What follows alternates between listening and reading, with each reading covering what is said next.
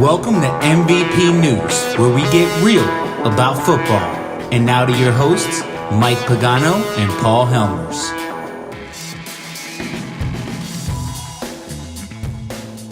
What's going on, guys? This is Mike Pagano. I'm here with Paul Helmers, and we're here for a little bonus content.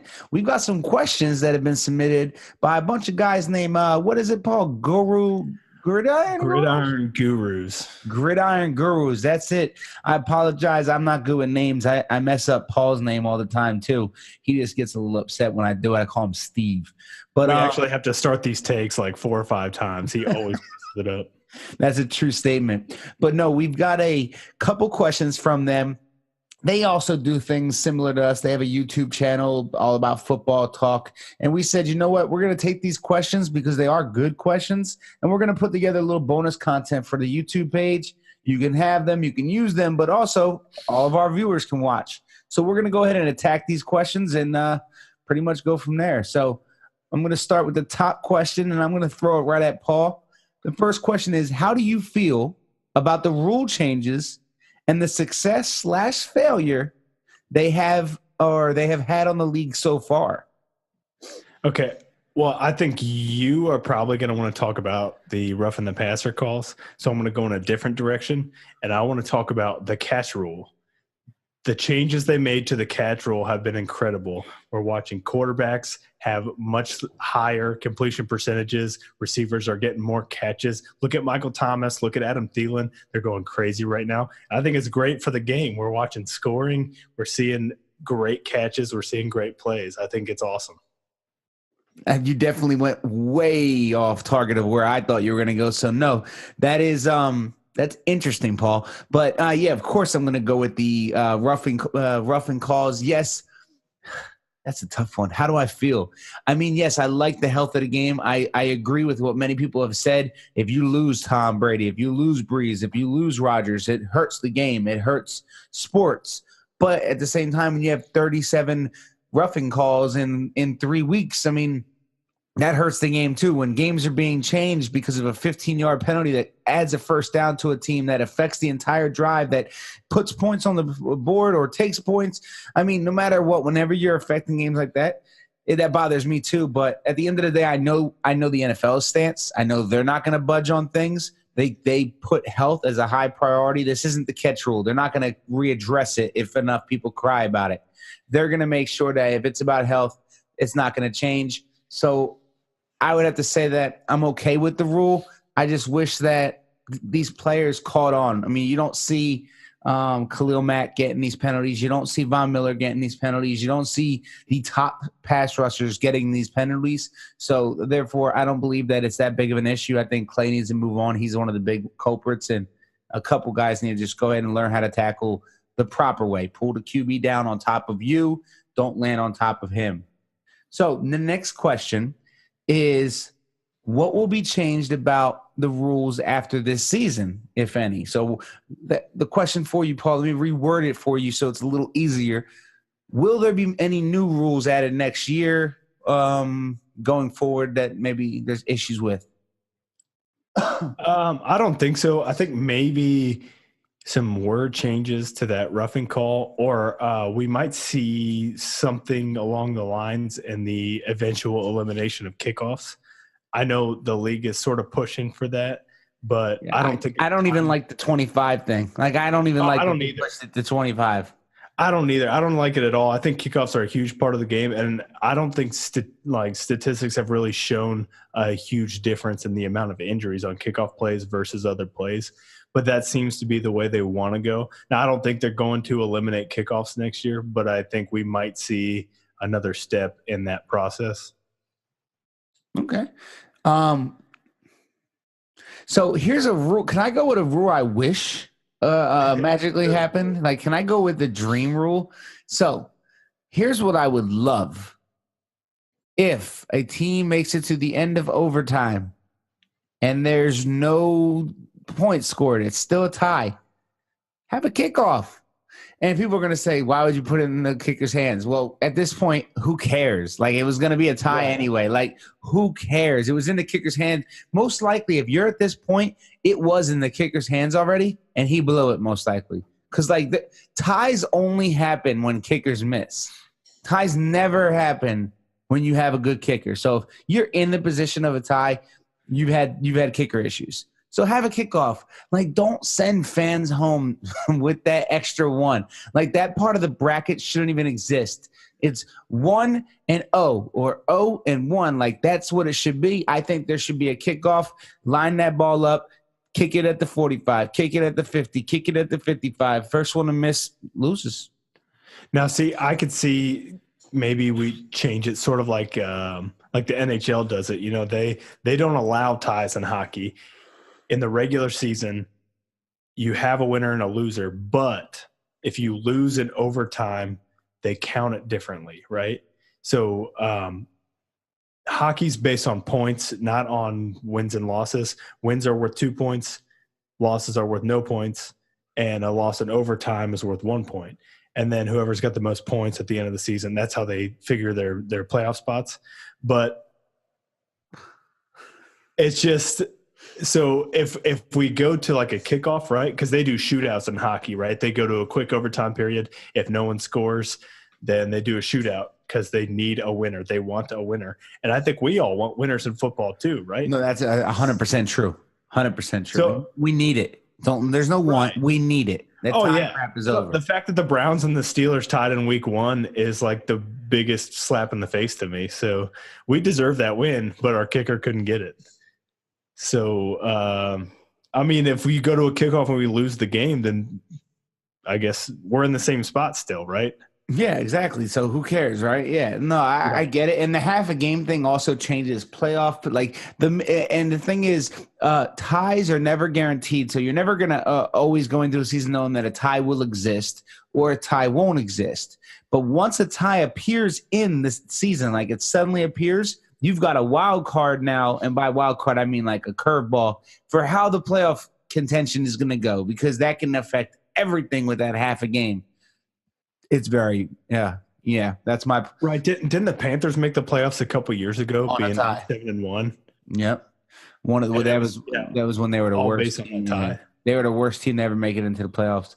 I'm sorry. No, they were 7-8-1, right? Because weren't they under 500? Yeah, I think they were. Yeah. I don't remember. Either way, I know which year you're talking about, though. They were the worst team to make the playoffs ever since Seattle did it.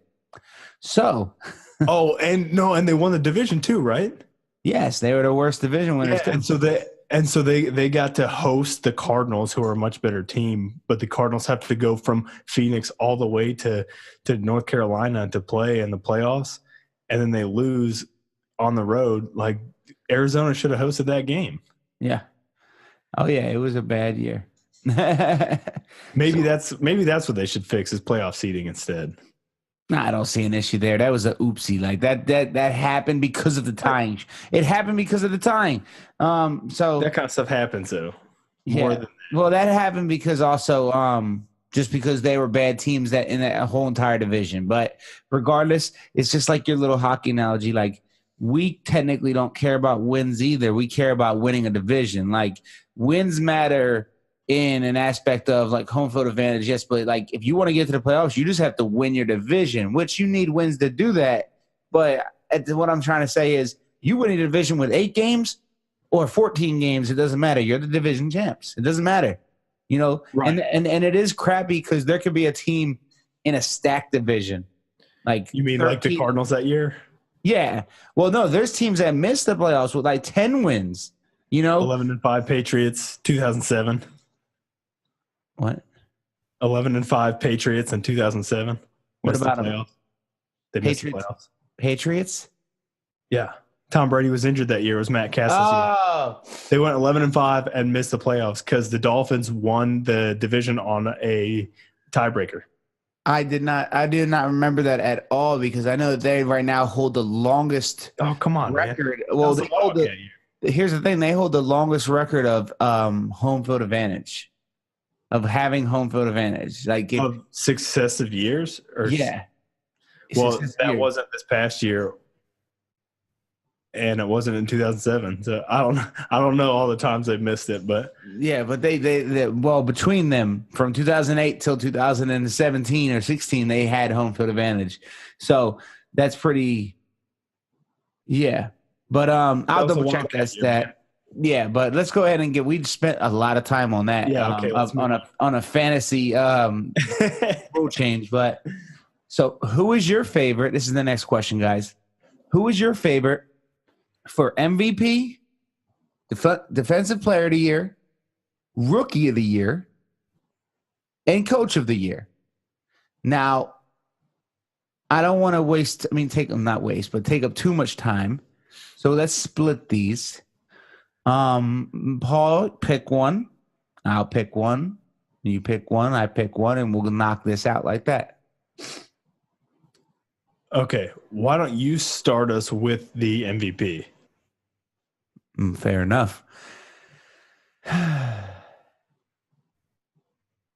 See, you threw that at me knowing that this is hard for me because I like to go dark horse, and I've said it once already, and I'm saying it again. I think my MVP this year, just because I want to be the guy that was right, and I'm probably wrong, but I want to be the guy that was right. Michael Thomas for the New Orleans Saints, first wide receiver to ever be the MVP. And this is why I say this. I say this because he is Jerry Rice. Well, no. I'm just saying because Jerry Rice came close, but he didn't. Like, no one got it. No wide receivers able to get it. But what he's doing right now with his catches and yards is remarkable. He's catching 95%. 95%. He's been targeted 40 times, and he's caught the ball 38. Like, that is. But can't we give some of that credit to Drew Brees? Ridiculous. No, because QBs do this. QBs throw balls at their guys all the time, and so if QBs throw ball, I mean, Drew Brees has been doing this for how long? How long has he been doing it? I don't know, like 15, 16 years, something like that. Players don't catch 95% of their balls. They just don't. This guy is having great hands, great catches. He's running great routes. He's being targeted in the first place that amount of times with all those other weapons on the team. He's becoming an asset. Like, he's giving Breeze the reason to throw the ball to him. I just think that this is going to lead to an extremely beautiful season, and we're going to see him put up some extremely high numbers. I could easily go the easy route and go the Breezes and or the Mahomes and all that. I think Michael Thomas MVP. Okay. All right, so it's my turn. Yep. I'm going to go with Defensive Player of the Year. Easy choice. It's Khalil Mack. Come on, guys. He's got better stats than entire defenses. Is there anyone else even close? There is, actually. I'll tell you who's close.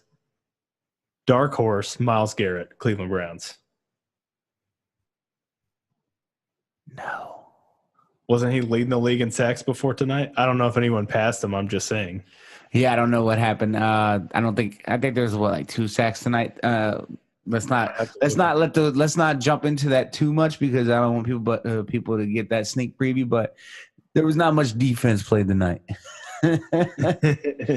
Not at all. Tonight was a pretty offensive matchup. I saw a couple sacks. Don't get me wrong. They definitely got the Goff. They got Aaron Donald. Yeah, and they got the Cousins too. Yeah, but I don't know. But we'll have to look into that. But I mean, Khalil Mack's a decent pick. I give you that. Decent pick. Who's better? Who's a better pick? Earl Thomas. What leg do you have to stand on? Both Myles Garrett is tied for first, by the way, in sacks with Von Miller, Khalil Mack, and Cameron Jordan. Okay. I'm just saying. Earl Thomas, 3 interceptions. He's playing out of his mind like always. He's the guy in the middle of the field, locking everything down. He's closing tackles. He's wrapping up. He's leading his team, and we're going to see him continue to do so. How many forced fumbles does he have? I'd have to double check on that for you. Yeah, probably 0. Actually, no, I think he might have 1. I don't know. I'll double check. I know he has fumble recoveries. So let me see. I'm going to leave Coach of the Year for you because I know we still got a couple. We got offensive and defensive rookie. Coach of the year. That's it. Yeah. I'll take offensive rookie of the year, and Okay. I'll go with Barkley just because he's really. Oh, never mind. You know what? I take that back. I'm not going with Barkley. Who's the guy? I'm going with Baker Mayfield. And here's why. Baker, money maker. Don't do that ever. Here's why. I think Baker's actually going to really invigorate this team. He's going to bring them up to get, and we're going to talk about that later, but I don't want to go too deep in this, but I think Baker's going to be the reason that this team has some success outside of their defense. I think he's bringing energy to the offense, and I think he's a great, he's got a great attitude. There's something about the kid. I've seen a lot of quarterbacks get drafted everywhere, but this kid has this it about him. He's got the chip yeah. without the arrogance, Yeah, he seemed like he just really eager to go prove it. That's what it seems like. So my offensive player of the year, rookie offensive player of the year is Baker Mayfield. Okay. You know what's crazy? We could have What? An offensive rookie and a defensive rookie on the same team. And if you had your dreams come true, the defensive player of the year as well. Right. Now, and the MVP, because Baker, what do we know? Maybe Baker throws for 4,000 yards. That's not MVP status. In 14 games, it is. No. Okay. we're gonna move on from that statement. But anyway, yeah. So defensive rookie of the year, I think. Honestly, I don't know who else to pick other than Denzel Ward, and I'm not just saying that as a Browns homer. I just don't know what other defensive rookies really making an impact. I like the one-armed dude in Seattle, but I don't think he's rookie. Griffin? Status, right? Yeah. He might get the votes just because he has one arm. That's messed up to say, but that's how people vote sometimes. He might come in second place and miss it by just a hand's length. That was corny. That is wrong. Hey, Griffin. That was corny. Griffin, if you're listening, don't listen to him. Let me just Griffin, hold on. Yeah, I mean it with love. Like I said, I like him. I like him as a player. I loved him in college at Central Florida. I only really watched him for about a year, but he had a great last season there.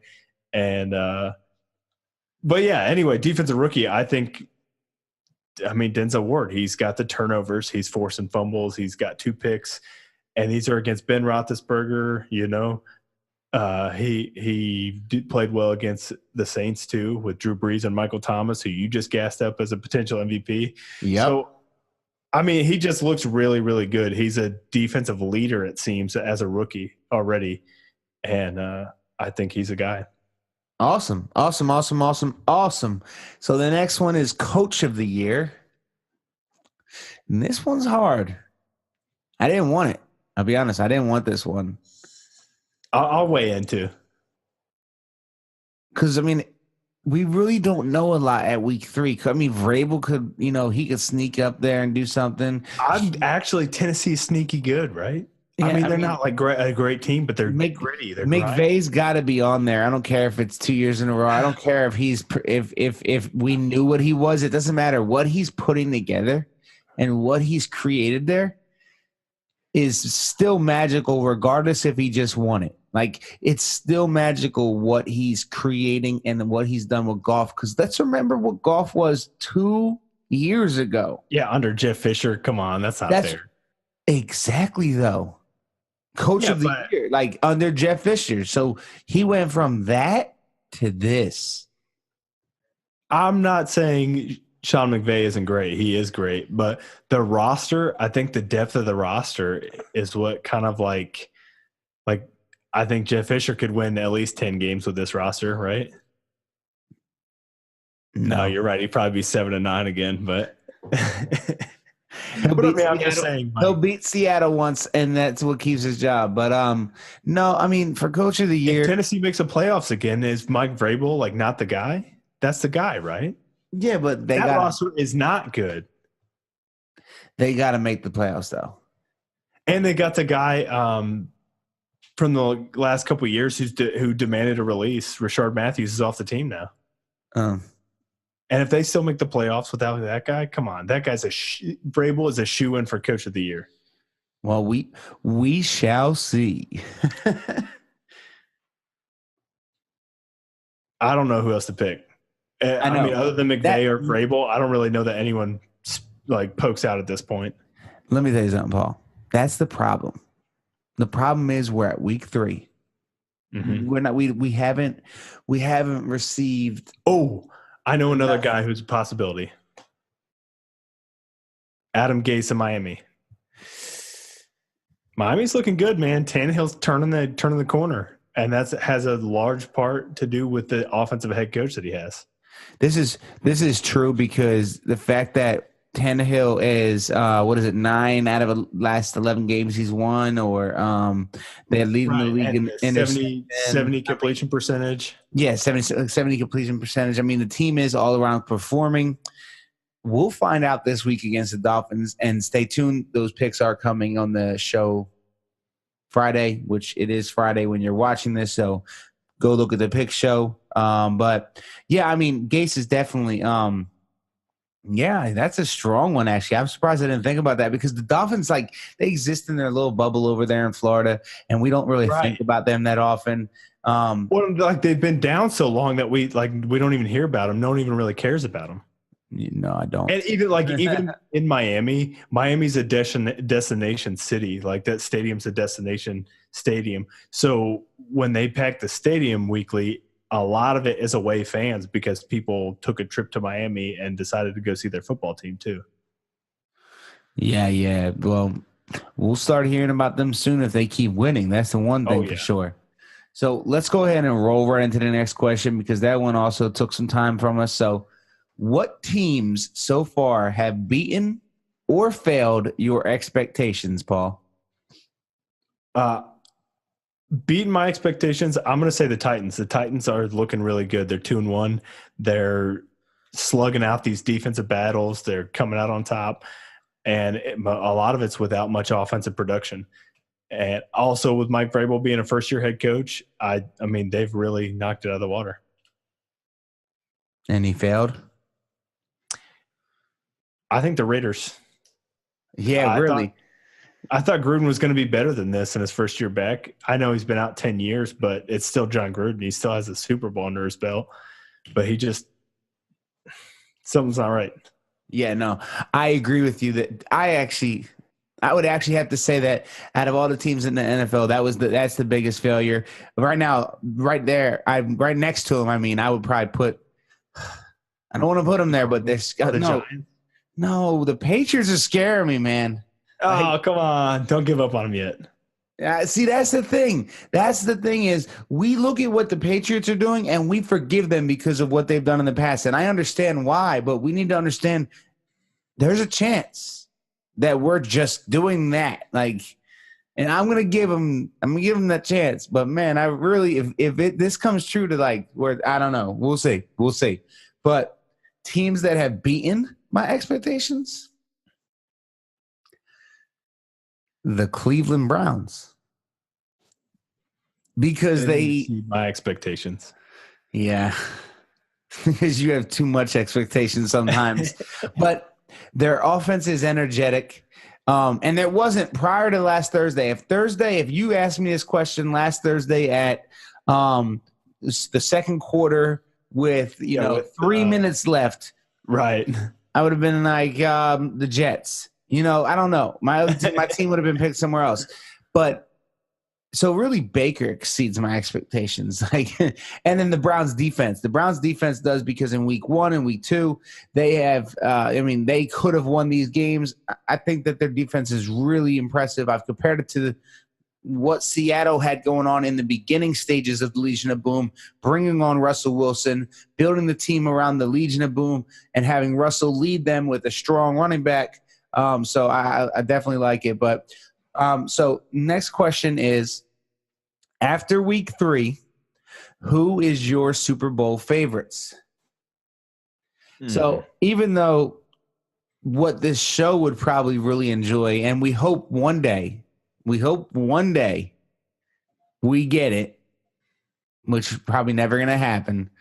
Seattle and the Browns, we both can agree, are not going to go face each other in the Super Bowl. Not this year, that's for sure. But that would be the Seattle's dream. so bad. The Browns are making it. Seattle's out. I'm just kidding, guys. I'm just kidding. I know. The fact that he thinks that the Browns are better than Seattle is killing me. Oh, no, they are. If we played, y'all would get. Oh, I can't wait till we play. Because you back in the day when we used to play, it was really not a competition. It was just like, oh, we play you. It's like a speed bump, like just like you got to get over it. I don't think we played you in like 4 years. But we beat you. Did you? Yes. Are you sure? Yes. Are you positive? Yes. How positive are you? You have not beaten us in the last century. Well, that's definitely not true. In the last 10 years? In the last 10 years, we have beat you. Wait, century is 10 years, right?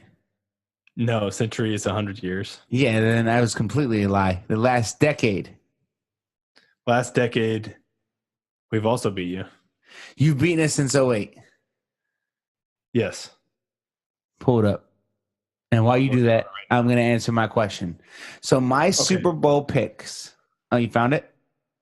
Yeah, I already found it.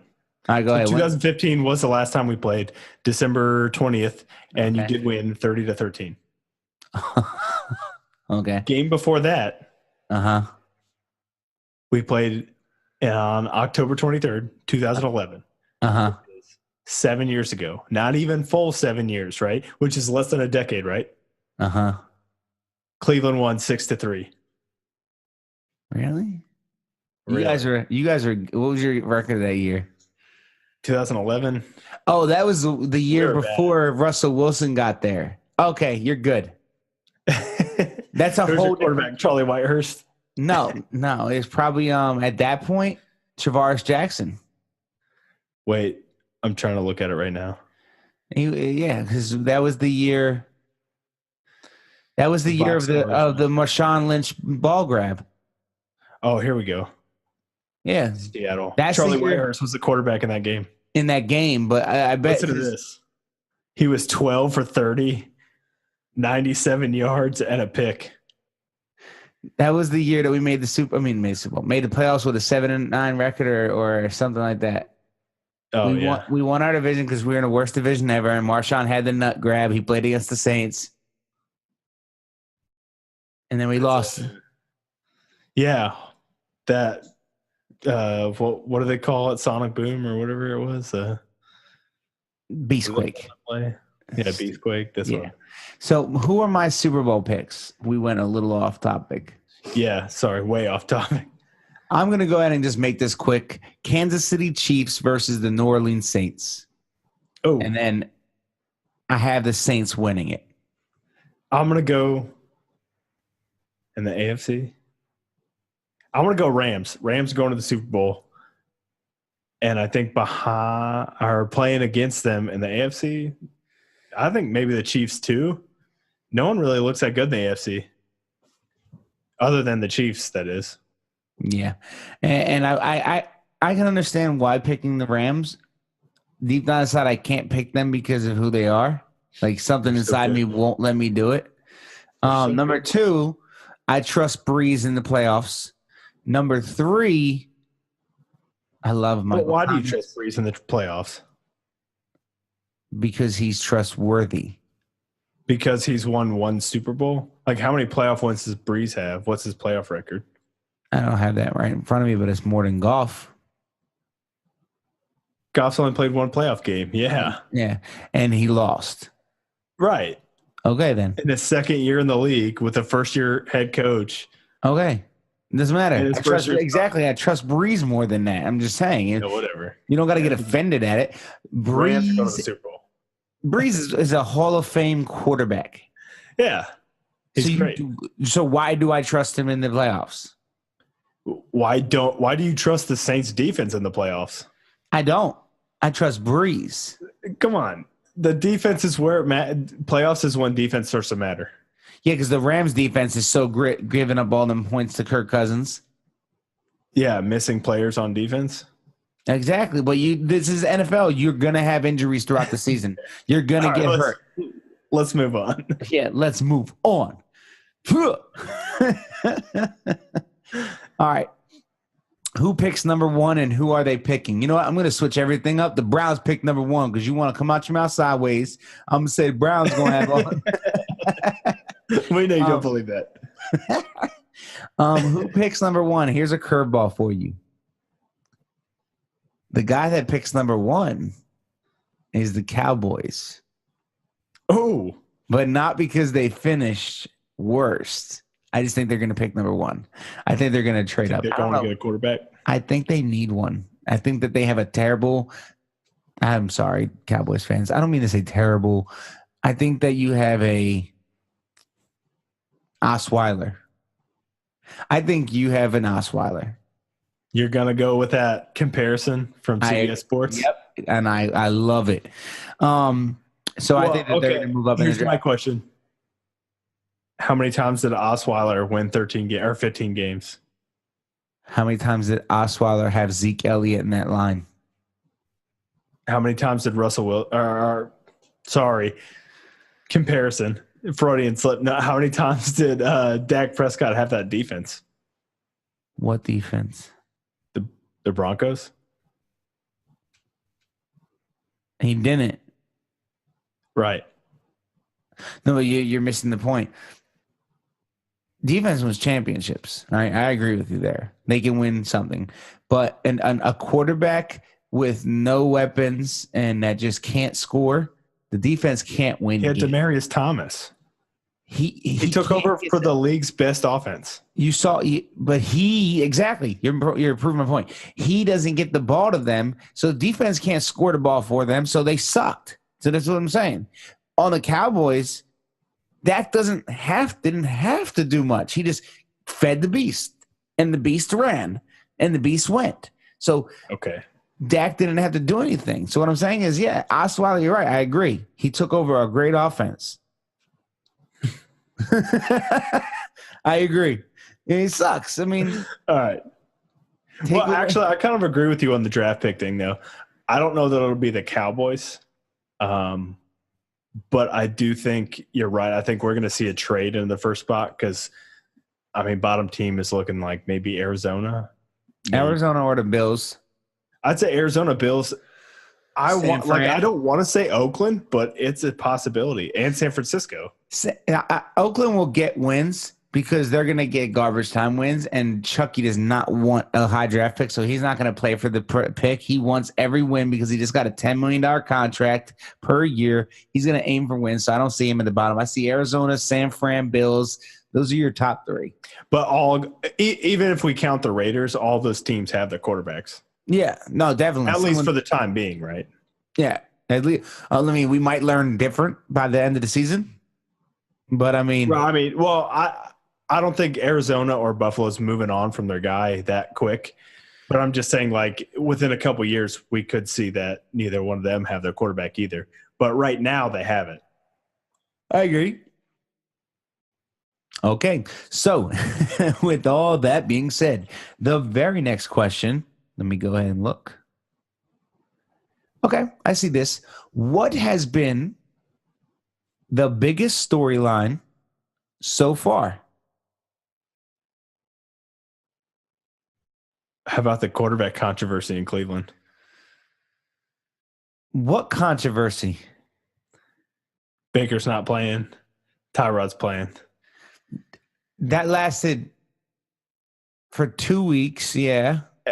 And Baker's in now when they said he is not starting this year. Tyrod cleared concussion protocol. He's healthy. Yeah, but we all knew once you put that young man in the game, you will never take him out without a riot.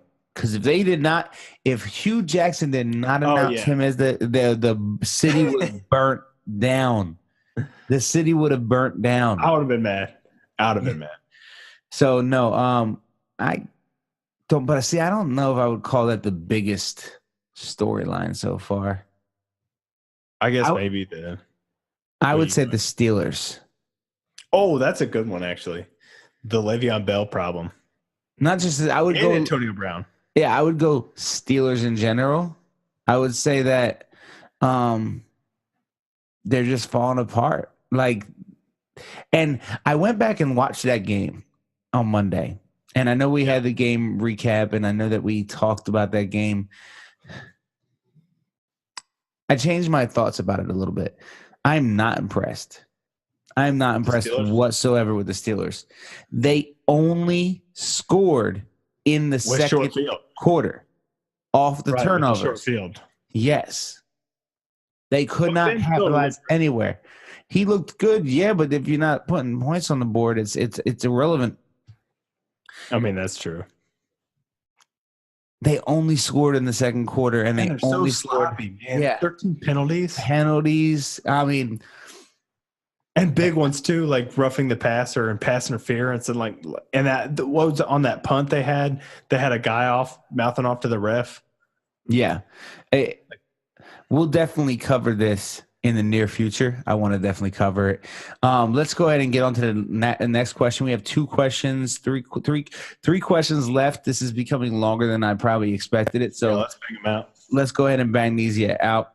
What will be a surprise trade nobody sees coming? Paul? How about I got a good one for you. Earl Thomas to the Green Bay Packers. No. You don't think so? I feel like that still wouldn't help them. But that's not the point. I think Earl Thomas to the New England Patriots. Ooh. What about Tyrod Taylor to the Niners? Yeah, but then you got Baker by himself. And Baker deserves to have his mentor because Tyrod was his mentor. I mean, that was who helped him. He looked up to him. You just trade him not only did you lose your job, but have a good day in San Fran with them, them hot. With a new starting job. Yeah, I mean, maybe, but I don't know. I guess. I don't know. I don't think so. I'm just throwing it out. We'll see. I don't think that'd be a surprise. Like, oh no. Coaches on the hot seat, do or die seasons. Jason Garrett. Jason Garrett. Absolutely. Problem solved. Let's go ahead and just jump. Pete Carroll. There's Hugh Jackson. Hugh Jackson for sure. You got to win some games for him to keep his job. Let's go ahead and roll into the very last question. And I like this question. Browns over under. Now that I think about it, because they typed this up after week one. It says over under 8-8. I don't think they thought about it. Forces you to push. It forces you not to pick a push. You have to choose a side. It means have some conviction, Mike. Well, no, what I'm saying is 8-8's impossible. Right. So when they wrote this, but they're saying over under. Yeah, well, no crap, but yeah. So it's impossible. You can't push. They're forcing you to make a decision. I think that the Browns will finish 8-7-1. I'm gonna go under. You think they're getting 7 wins or less? Yeah, I'm gonna meter my expectations, right? Because Baker's a rookie. Yeah, he had a great game against the Jets, but that's a defense who didn't game plan for him. So, I mean, I have high hopes for him, but you guys I just are winning don't know. The Super Bowl this year. Are you ready for it? I think we're looking more like 6-9-1, 7-8-1 in that range. 7-8-1. I hate that one on the end. I freaking hate it. Yeah. I despise it. 6-9-1. I think we win more than 5 games. Okay. I think. But I think we win less than 8. I'm not the Browns fan, but I'm giving you guys 8 wins, 7 losses, 1 tie. I have faith in you. That's all the questions. So, Gridiron Gurus, We appreciate these questions. They're great job. Awesome set of questions to answer. So we're going to get this video out there for you. Use it how you see fit. And anybody else have questions, go ahead and comment them, ask them up, and we'll maybe even do a little more bonus content answering questions and going down that. But other than that, it is Friday when you're watching this or beyond it because you just got to this. Go check out the newest episode, our pick show, breaking down the Rams and the Vikings game, which was amazing. Good game. Amazing. And then, keep supporting it. And, it's late, so good night, guys. I'm Mike Pagano. That guy right there is Steve, I think. What was your name again? Paul. Oh, Paul. Yeah. Have a good night.